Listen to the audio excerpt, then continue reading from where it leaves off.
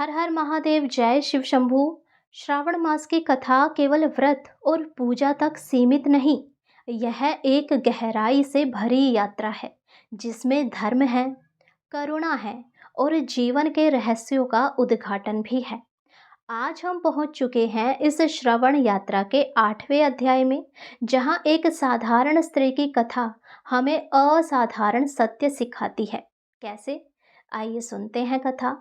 स्कंद पुराण के अनुसार एक बार नारद मुनि भगवान शिव से पूछते हैं कि हे प्रभु, श्रावण मास में किए गए पुण्य कार्यों का फल तो केवल आपने बताया, पर क्या किसी साधारण स्त्री जो शिक्षित नहीं है, जो वेदों को पढ़ना लिखना नहीं जानती, वह भी इस मास में मोक्ष को प्राप्त कर सकती है? तब भगवान शिव मुस्कुराए और कहने लगे, हे नारद, धर्म का फल जाति, कुल या विद्वता पर निर्भर नहीं करता।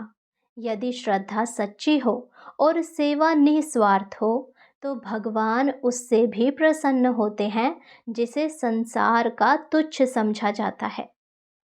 तुम एक कथा सुनो।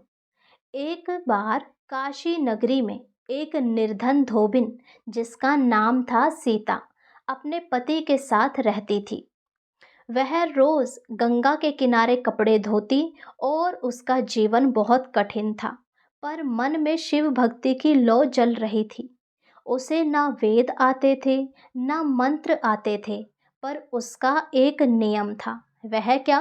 कि वह हर श्रावण सोमवार को गंगा से जल भरकर सबसे पहले शिवलिंग पर अर्पित करती और फिर ही अपना दिन शुरू करती थी।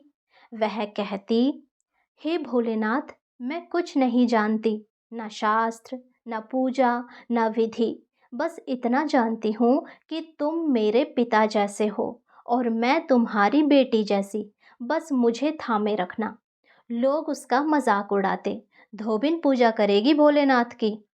ये क्या मजाक चल रहा है? और भी पता नहीं क्या क्या।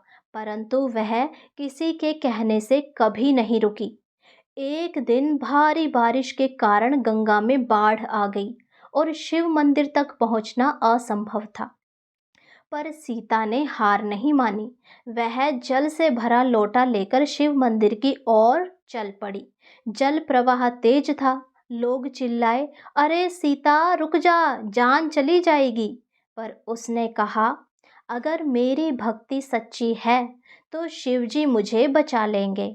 वह जैसे ही मंदिर के पास पहुंची, एक तेज प्रकाश फैला और लोगों ने देखा कि शिवलिंग स्वयं प्रकट होकर जल को स्वीकार कर रहे हैं और सीता का आंचल बिल्कुल सूखा है।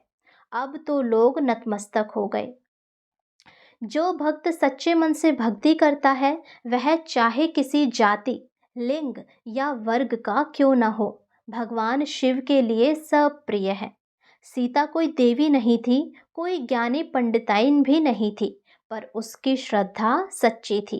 इसीलिए शिव स्वयं उसके चरणों में आए। तो आज जब आप श्रावण मास का व्रत रखें, तो याद रखें कि भगवान विधि नहीं, भाव से प्रसन्न होते हैं।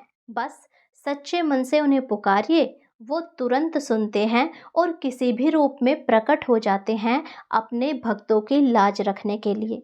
यदि आपको ये कथा अच्छी लगी हो तो इस चैनल को सब्सक्राइब करके वीडियो को लाइक ज़रूर करें और कमेंट बॉक्स में अपना प्यार हर हर महादेव की जय अवश्य लिखें और साथ ही अपने भाई बंधु मित्रों को ये कथा शेयर करें, ताकि हर कोई इस श्रावण के पावन महीने में ये शिवजी की कथाएं सुनकर अपने मन में शिवजी के प्रति भक्ति जगा पाए।